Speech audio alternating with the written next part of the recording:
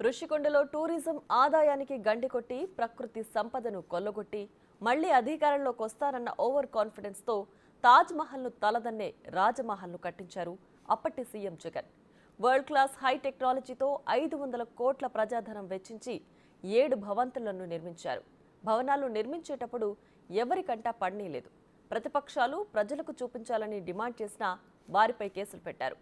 కూటమి ప్రభుత్వం అధికారంలోకి రావడంతో ఋషికొండ రాజమహల్ రహస్యం బట్టబయలైంది. ఋషికొండ రహస్యాలు బద్దలయ్యాయి.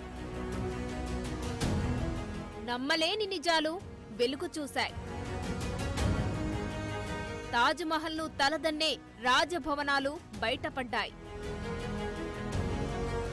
విశాఖకు మణిహారంగా ఉండే ప్రకృతి సంపద అయిన ఋషికొండను తవ్వించేసి 60 ఎకరాలను చదును చేశారు. లాభాల్లో ఉన్న టూరిజం భవనాలు కూల్చేశారు. దాదాపు 10 ఎకరాల్లో తాజ్ మహల్ ను తలదన్నే 7 వరల్డ్ క్లాస్ రాజభవనాలు కట్టారు. ఇందుకోసం 500 కోట్ల ప్రజాధనాన్ని ఖర్చు చేశారు. భవనాల్లో అత్యంత ఆధునిక ఫర్నిచర్ను వాడారు. ముట్టుకుంటే మాసిపోయే ఇంటీరియర్ను అమర్చారు.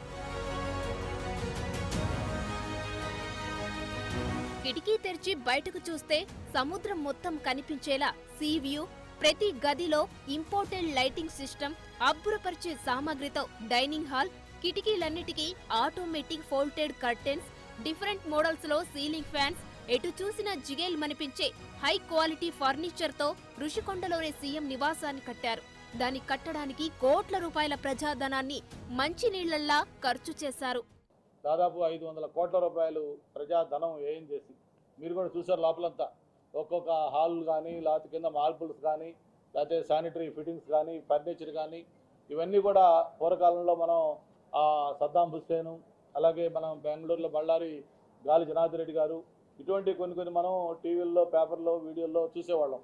మరి వాటిని తలదన్నే విధంగా మళ్ళీ ఇందులో కూడా ఒక్కొక్క హాల్స్ కూడా ఎంతంత విశాలంగా ఉన్నాయో, ఏ విధంగా ఉన్నాయో. ఓకే, రైట్, డెఫినెట్గా కొన్ని ప్రభుత్వ కార్యాలయాలు స్పేషియస్ కడతారు.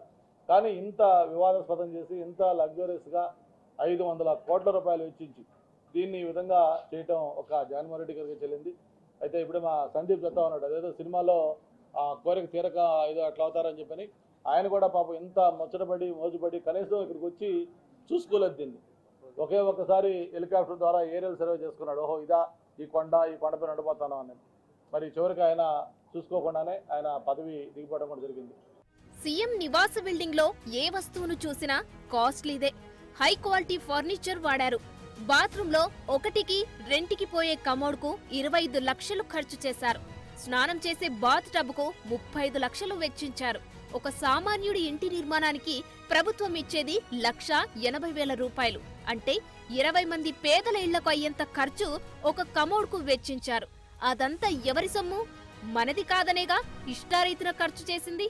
ఈ రాజకోట రహస్యం అనేది మేము ఇక్కడికి సుమారుగా మాకు 5 కిలోమీటర్ల దూరంలో ఉంటాం. అసలు ఆ గేట్ దగ్గరికి కూడా రానిచ్చేవారు. ఇది 5 సంవత్సరాలు ఒక మిడిల్ క్లాస్ ఫ్యామిలీ ఒక 5 సంవత్సరాల తాలూకు బడ్జెట్ అనమాట.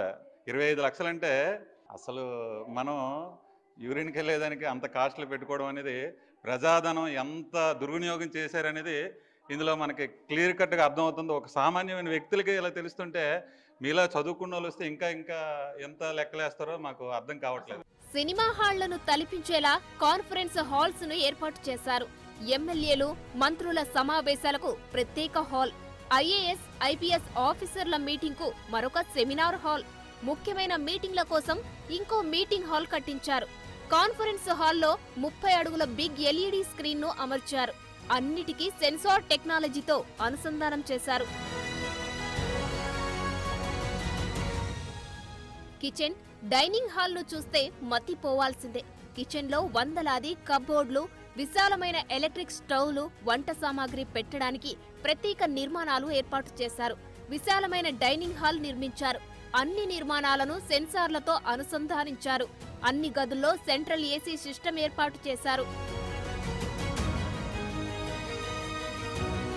ఇక స్టార్ హోటళ్లను తలదన్నేలా బెడ్రూమ్లు, వాటిని అటాచ్ చేస్తూ రిచెస్ట్ వెస్టర్న్ టాయిలెట్లను నిర్మించారు. మసాజ్ చేసుకోవడానికి ఏకంగా ఒక ప్రత్యేక సెటప్ నే ఏర్పాటు చేశారు. ప్రతి గదిలో బిగ్ స్క్రీన్లతో హై క్వాలిటీ ఎల్ఈడీ టీవీలను అమర్చారు. సీఎం నివాసం రాజభవనాన్ని తలదన్నేలా ఇంద్రభవనంలా నిర్మించారు. వందలాది కోట్ల ప్రజాధనాన్ని వారి విలాస జీవనానికి అడ్డు అదుపు లేకుండా ఖర్చు చేశారు. ఎందుకే ఇన్నాళ్లు ఈ భవనాలను రహస్యంగా ఉంచినట్లు తెలుస్తోంది. తమ బండారం బయట పడుతుందనే ఎవరిని అనుమతించలేదని తేలింది. మరి ఈ భవనాలకు వెచ్చించిన సొమ్ము రాబట్టేలా వినియోగిస్తారా? వందల కోట్ల ప్రజాధనం వృధా కాకుండా చూస్తారా? ఈ ఋషికొండ భవనాలపై కూటమి ప్రభుత్వం ఏం నిర్ణయం తీసుకుంటుందనే ఆసక్తి సర్వత్రా నెలకొంది.